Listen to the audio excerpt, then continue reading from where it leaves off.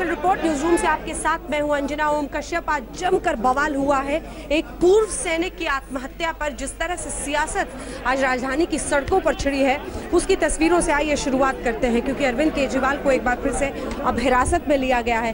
हालांकि इससे पहले राहुल गांधी को 2 बार हिरासत में लिया गया, लेकिन अरविंद केजरीवाल को रोका गया था अस्पताल के अंदर जाने से, जहां पर पोस्टमार्टम हो रहा था पूर्व सैनिक का। और इस बीच जो सियासी घमासान छिड़ा हुआ है, आइए उसकी तस्वीरें आपको दिखा रहे हैं। दरअसल हर पार्टी अपने तरीके से इसमें वोट बैंक की राजनीति करना चाहती है और इसीलिए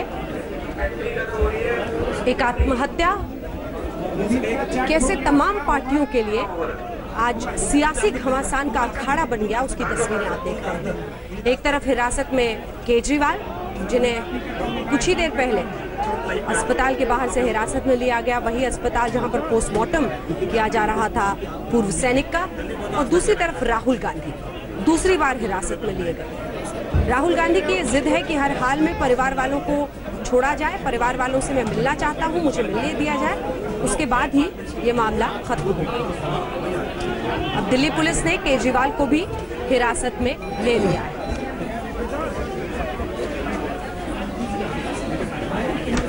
और अब आइए आपको दिखाते हैं आज दिन भर ये मुद्दा किस तरह से उबलता रहा। राजधानी की सड़कों पर कैसे एक पूर्व सैनिक की आत्महत्या एक सियासी तूफान का मुद्दा बन गई। क्या था उनका मकसद?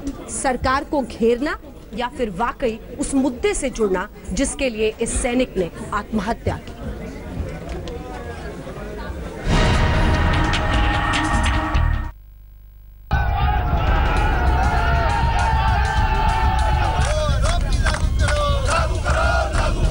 ये जो शहीद के बेटे हैं, इनको आप हिंदुस्तान में इनको आप अरेस्ट कर रहे हो। कैसा हिंदुस्तान बनाया जा रहा है यहाँ? This is Modi dictatorship.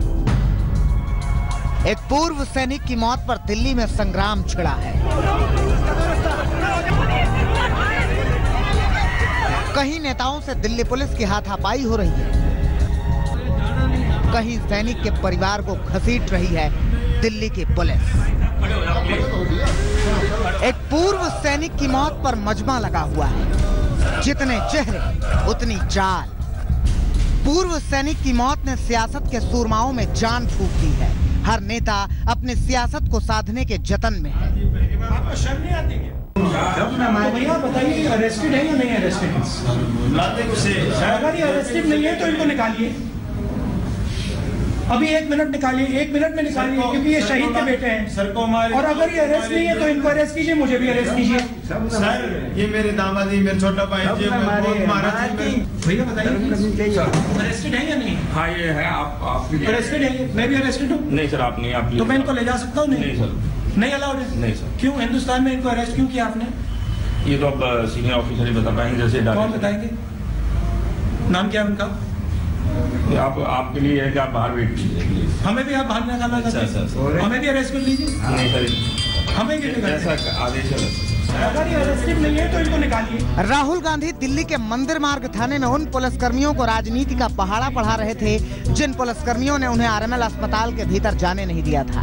Gate number 4 से गेट नंबर 5 तक पूरे 25 मिनट परेड करते रह गए थे राहुल गांधी। हिंदुस्तान में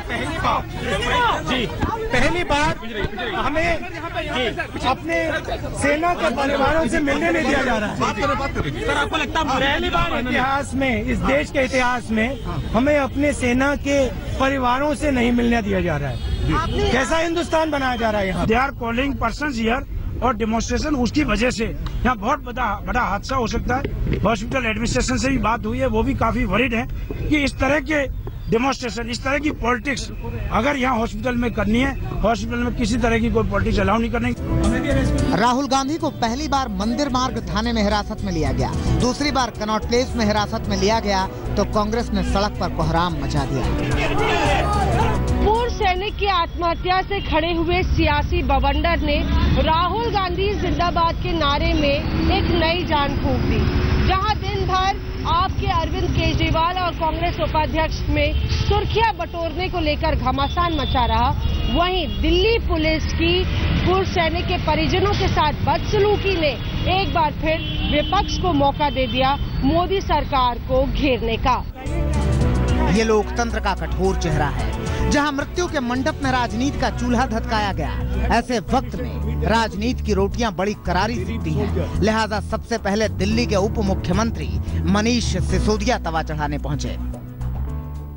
मनीष सिसोदिया और कमांडो सुरेंद्र को दिल्ली पुलिस ने हिरासत में लिया है। जो बस आप देख रहे हैं पुलिस की, इसमें पुलिस उनको लेकर जा रही है नजदीकी पुलिस स्टेशन। यहाँ पर जो एक्स सर्विसमैन है रामकिशन, उनके परिवार के सदस्य बैठे हुए थे, जिसके बाद मनीष सिसोदिया यहाँ पहुंचे मुलाकात करने के लिए, उनसे बातचीत कर रहे थे। सिसोदिया को सुरक्षा बलों ने सिकोड़ कर दिया तो दिल्ली के मुख्यमंत्री मौके की नजाकत को भांपकर सैनिक के हमदर्द बनकर पहुंचे, मगर सैनिक पर कम, मोदी पर ज्यादा बोले। Dictatorship, this is Modi's dictatorship. अगर चुने हुए व्यक्ति को, चुने हुए मुख्यमंत्री को अपने राज्य के अंदर जिसने आत्महत्या कर ली उसके परिवार वालों से नहीं मिलने दिया जा रहा, उप मुख्यमंत्री को गिरफ्तार कर लिया जाता है, ये कौन सी तानाशाही है? एक्स सर्विसमैन रामकृष्ण की खुदकुशी के बाद सियासी भूचाल आ गया है। दरअसल जो नेता रामकृष्ण के परिवार से मिलने पहुंचा, पुलिस ने उन्हें डिटेन कर लिया, चाहे वो फिर राहुल गांधी ही क्यों ना हो। केजरीवाल से पहले कमांडो से विधायक बन गए आम आदमी पार्टी के नेता कमांडो सुरेंद्र भी पहुंचे, मगर सैनिक की मौत पर गम कम, मोदी पर गुस्सा ज्यादा दिखाया। और अभी तक इस गूंगी बहरी के कान में ये आवाज़ नहीं पहुंची है। और देश के जो सैनिकों के नाम से जगह जगह ढिंढोरा पीटते रहते हैं, देश के सैनिकों के नाम से वोट मांगते रहते हैं, और मैंने अपनी ज़िंदगी, अपनी लाइफ के अंदर इससे कमज़ोर रक्षा मंत्री नहीं देखा है। सियाचिन की खंजर जैसी हवाओं के बीच, लद्दाख के वॉर जोन में दुश्मनों के बीच, सरहद की बसंती शाम में, जेठ की दोपहरी में, भरी बरसात में आधी उम्र गुजार दी थी रिटायर्ड सूबेदार रामकिशन ग्रेवाल ने देश की निगहबानी में। मगर इस मुल्क की बदहाल व्यवस्था ने उनके हिस्से में जहर का घूंट लिखा था, जिसे पीकर वो विदा हो गए। और अब उनकी मौत पर राजनीति का मृदंग बज रहा है। न जाने कौन सा ढंग है ये सियासत का। मौसमी सिंह और पंकज जैन के साथ चिराग गुठी, दिल्ली आज तक। इस रंग ढंग को समझ पाना एक दिन का काम भी नहीं है, लेकिन कई दिनों से जो तूफान मच रहा था, आज वो बवाल। पुनीत शर्मा हमारे साथ, हमारे सहयोगी इस वक्त सीधे जुड़ रहे हैं वहां से। पुनीत, राहुल गांधी को रिहा कर दिया गया है? देखिए, अभी राहुल गांधी को डिटेन करके रखा गया है। जब राहुल गांधी को दोपहर में डिटेन किया था, उसके बाद उनको छोड़ दिया गया था, लेकिन शाम को जब एक बार फिर कनॉट प्लेस थाने में उनको लेकर राहुल गांधी रामकिशन के बेटे से मिलने पहुंचे तो उनको वहां डिटेन किया। और उसके बाद जब उनको पार्लियामेंट स्ट्रीट थाने लाया जा रहा था तो उनके सैकड़ों समर्थक थाने के बाहर मौजूद थे। इतनी जबरदस्त भीड़ थी, दिल्ली पुलिस के खिलाफ उनकी नारेबाजी थी कि दिल्ली पुलिस उनको डिटेन करके तिलकमार्ग थाने ले गई। थाने में भी दिल्ली पुलिस के खिलाफ नारेबाजी कर रहे थे और राहुल गांधी के साथ राज बब्बर, शीला दीक्षित, ज्योतिरादित्य सिंधिया भी डिटेन किया गया है। ज्योतिरादित्य ने आरोप भी लगाया है कि उनके साथ मारपीट की गई है। फिलहाल राहुल गांधी दिल्ली पुलिस के हिरासत में हैं और पुलिस सूत्रों की माने तो बहुत जल्द उनको रिहा भी किया जा सकता है। अंजना, बिल्कुल। और परिस्थिति वहां पर कैसी है? क्या जो लोग सड़कों पर उतरे थे, अब धीरे धीरे भीड़ छट रही है? देखिए, जाहिर तौर पर थाने के बाहर जो कांग्रेस के तमाम नेता हैं और उनके कार्यकर्ता हैं, वो तिलकमार्ग थाने के बाहर लगातार जमा हो रहे हैं। और इसके साथ ही वहां पर अभी जो तुरंत सिचुएशन आ रही है वो ये आ रही है कि वहां से उनको हटाया जा रहा है। लेकिन अगर मनीष सिसोदिया की बात करें तो उनको अभी भी पार्लियामेंट स्थित थाने के अंदर रखा गया है और उनके जो पुलिस है इसमें बहुत जल्द एक पीसी करने वाली है और उसके बाद इस पूरे मामले की कार्रवाई में बताएगी। अभी तक पुलिस ने इस मामले में कोई भी अपना बयान जारी नहीं किया है, लेकिन सूत्रों के मुताबिक बहुत जल्द, अगले कुछ मिनटों में दिल्ली पुलिस अपना एक वक्तव्य जारी करने वाली है और उसके बाद इस पूरी जितने भी नेता गिरफ्तार हुए उनके ऊपर जवाब देगी। शुक्रिया आपका पुनीत। इस बीच आपको भी बता दें, आप वहां से रिपोर्टिंग कर रहे हैं, राहुल गांधी को इधर रिहा कर दिया गया है।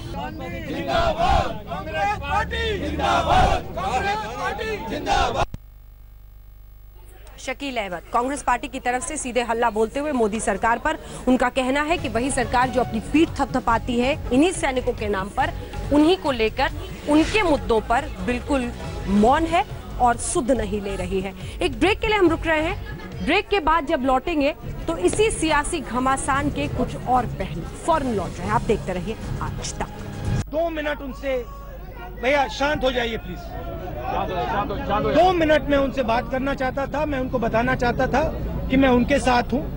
2 मिनट में काम हो जाता। मैं अस्पताल पहुंचा, अस्पताल के चारों गेट बंद कर दिए गए। मैंने वहां पुलिस वालों से कहा आप ऐसे करिए, उनका परिवार अंदर है, वो मुझसे मिलना चाह रहा है, उनको आप बाहर भेज दीजिए। जब वो बाहर आए, मुझे दिखाई गेट पे, उनको धकेल के मार के जीप के अंदर ले जाके थाने ले गए। मैं थाना गया, वहां वो कमरे में बैठे हुए थे, वो डिटेन्ड थे, मुझे भी डिटेन कर दिया। मैंने उनसे पूर्ण डिटेन किया है। कारण क्या है, इन्होंने क्या गलती की है, आप मुझे बताइए। मेरी बात नहीं है, मुझे आप अरेस्ट करना है कर दीजिए, मगर इन्होंने क्या गलती की है कि आपने इनको ऐसे दिन पे यहां बंद करके रखा हुआ है। पुलिस वाला कहता है मुझे ऊपर से ऑर्डर आया है, तो सिर्फ अपना काम कर रहा हूं। देखिए, इस परिवार ने कुर्बानी दी है और इसके साथ आज जो हुआ है वो बिल्कुल गलत हुआ है। और कम से कम सरकार को इस व्यक्ति के परिवार से माफी मांगनी चाहिए, कहना चाहिए कि भैया हमारी हो गई, हमने आपको कष्ट दिया, कम से कम ये करना चाहिए। देखिए, ये तरीका नहीं है लोगों को अरेस्ट करना, बंद करना, अस्पताल को बंद करना, ये तरीका नहीं है।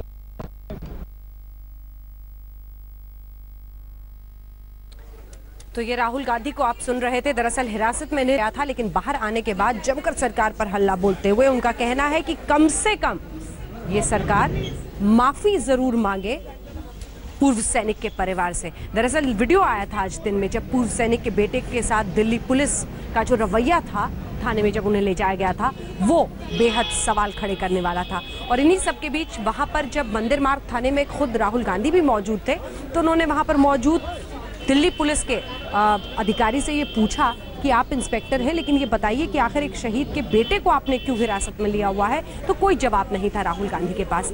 ये दो तस्वीरें हम आपको दिखा रहे हैं, एक तरफ किस तरह से राहुल गांधी 2 बार हिरासत में लिए गए, दूसरी तरफ केजरीवाल अभी हिरासत में है। हालांकि राहुल गांधी को रिहा कर दिया गया है। बताना चाहता था कि मैं उनके साथ हूँ, 2 मिनट में काम हो जाता। मैं अस्पताल पहुंचा, अस्पताल के चारों गेट बंद कर दिए गए। मैंने वहां पुलिस वालों से कहा आप ऐसे करिए, उनका परिवार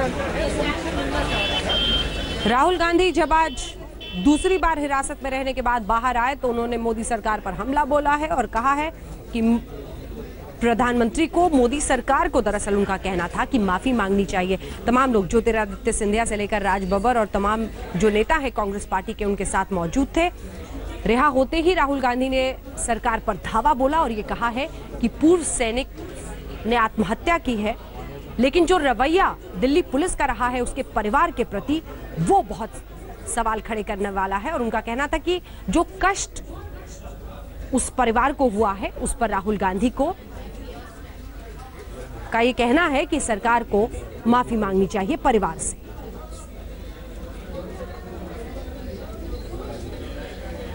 आपने इनको एक ऐसे दिन कष्ट दिया है, शायद उनके लिए सबसे मुश्किल दिन था। आपने कर दिया, अभी भी अंदर है, अभी भी बाहर नहीं निकलने दे रहे, तो उनको निकलने तो दीजिए, उनको अंदर से निकल।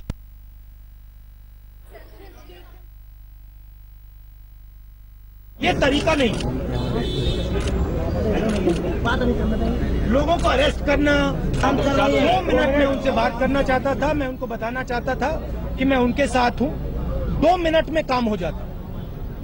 मैं अस्पताल पहुंचा, अस्पताल के चारों गेट बंद कर दिए गए। मैंने वहां पुलिस वालों से कहा आप ऐसे करिए, उनका परिवार अंदर है, वो मुझसे मिलना चाह रहा है, उनको आप बाहर भेज दीजिए। जब वो बाहर आए, मुझे दिखाई गेट पे, उनको धकेल के मार के जीप के अंदर ले जाके थाने ले गए। मैं थाना गया, वहां वो कमरे में बैठे हुए थे, वो डिटेन्ड थे, मुझे भी डिटेन कर दिया। मैंने उनसे पूर्ण डिटेन किया है। कारण क्या है, इन्होंने क्या गलती की है, आप मुझे बताइए। मेरी बात नहीं है, मुझे आप अरेस्ट करना कर दीजिए, मगर इन्होंने क्या गलती की है कि आपने इनको ऐसे दिन पे यहां बंद करके रखा हुआ है। पुलिस वाला क्योंकि सूबेदार रामकिशन ग्रेवाल ने आत्महत्या, क्या थी उनकी पुकार, क्या थी उनकी मांग, क्या चाह रहे थे वो सरकार से, और क्या एक सैनिक की व्यथा को लेकर वाकई सरकार कहीं ना कहीं बिल्कुल ही लापरवाह हो गई थी जिसकी वजह से ये परिस्थितियां बनी? क्या थी वजह, क्या है इनकी कहानी, सुनिए।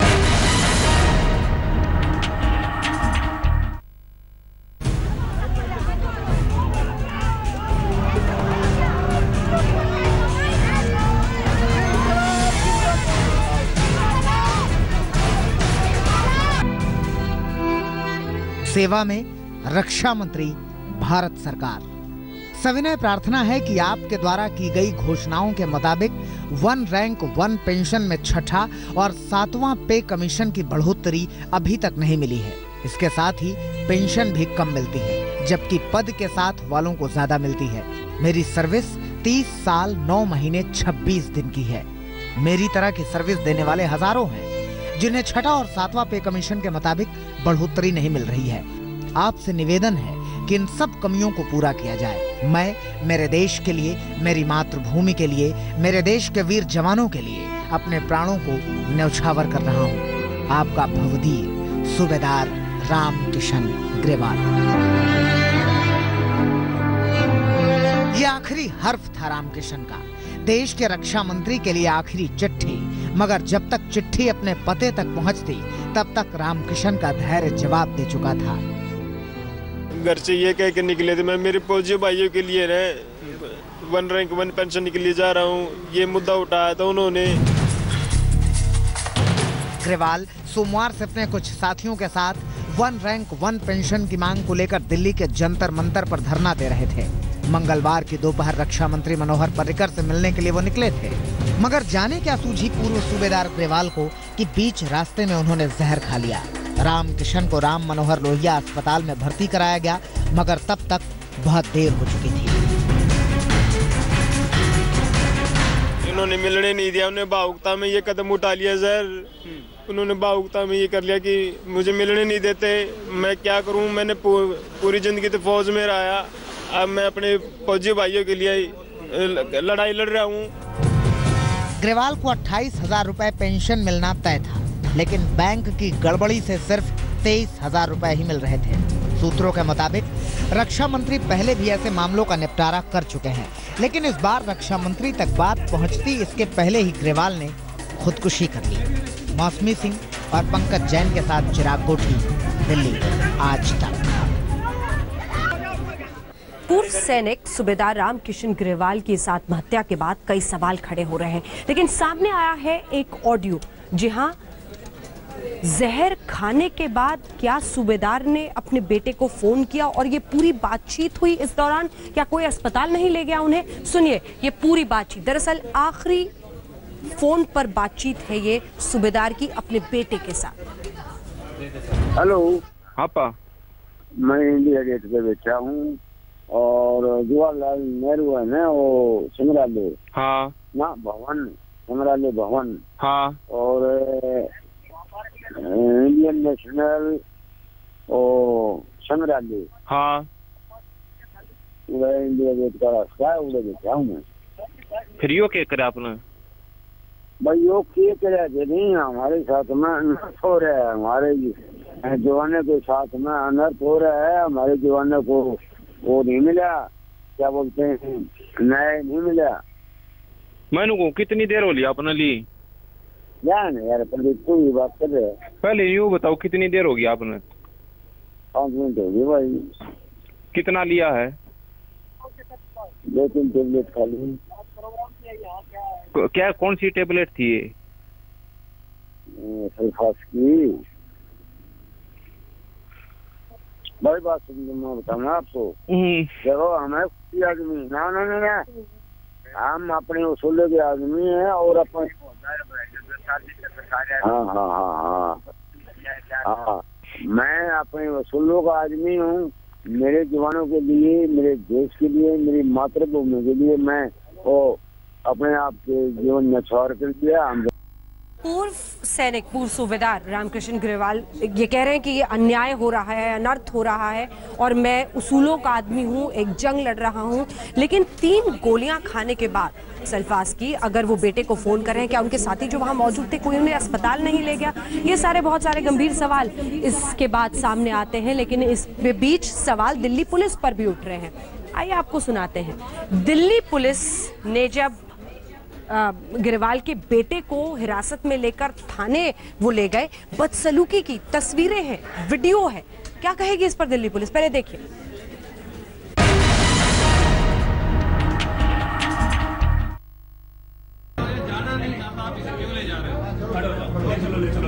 एक पूर्व सैनिक के परिवार के साथ ऐसा सलूक जिसे देखकर सहम जाएं आप।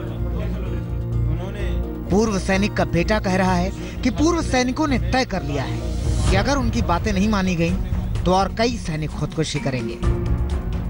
10 दिन पहले भी कुछ 15-20 फौजी ने साथ में मिलकर, वैसे तो उनकी कंप्लेंट तो और भी ज्यादा थी, राष्ट्रपति जी को अपना ज्ञापन दिया था कि हम सुसाइड करना शुरू करें या तो हमारी मांगों को पूरा किया जाए।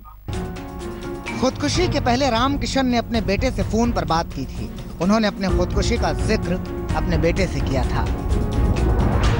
हेलो पापा, मैं इंडिया गेट पे बैठा हूँ और जवाहरलाल नेहरू है ना, वो संग्रहालय, हाँ ना भवन, संग्रहालय भवन, हाँ, और इंडियन नेशनल और संग्रहालय, हाँ, इंडिया गेट का रास्ता है, उधर बैठा हूँ मैं। फिर यो क्या करे आपने? भाई योग किए करे नहीं, हमारे साथ में अनर्थ हो रहा है, हमारे जवानों के साथ में अनर्थ हो रहा है। हमारे जवानों को वो नहीं मिला, क्या बोलते हैं, न्याय नहीं मिला। मैनू को कितनी देर हो लिया अपने ली? यार यार प्रदीप को भी बात कर रहे हैं। पहले यूँ बताओ कितनी देर होगी आपने? 5 मिनट होगी भाई। कितना लिया है?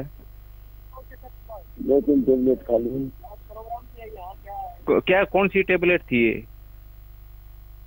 सल्फास की। भाई बात सुन, मैं बताऊँ आपको, देखो हमें आदमी ना ना ना ना, हम अपने उसूलों के आदमी हैं और अपन